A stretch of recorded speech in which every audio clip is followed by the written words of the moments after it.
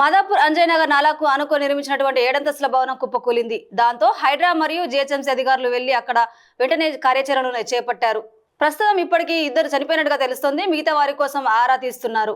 ఇక విషయంలోకి వెళ్తే షేర్లింగంపల్లి నియోజకవర్గంలోని గచ్చిబౌలి డివిజన్లో అక్రమంగా నిర్మాణంపై తక్షణమే విచారణ జరిపించాలని ప్రజలు ఆగ్రహం వ్యక్తం చేశారు.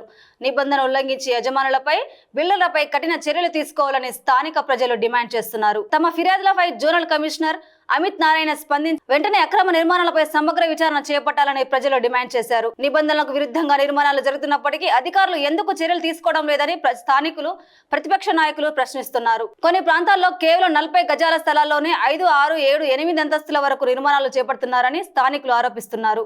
ఇలాంటి నిర్మాణాల వల్ల అపార్ట్మెంట్లో నివసించే ప్రజల భద్రతపై ఆందోళన వ్యక్తమవుతుందన్నారు.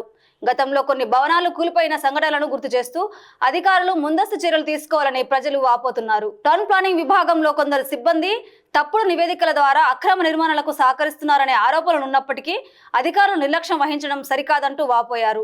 ఒక్కో అంతస్తుకు భారీ అక్రమ వసూలు జరుగుతున్నాయనే ఆరోపణలు కూడా స్థానికుల నుంచి వస్తున్నాయి. ఈ ఆరోపణలపై అధికారులు సమగ్ర విచారణ జరిపిస్తూ వాస్తవాలను వెల్లడించాల్సిన అవసరం ఉందన్నారు.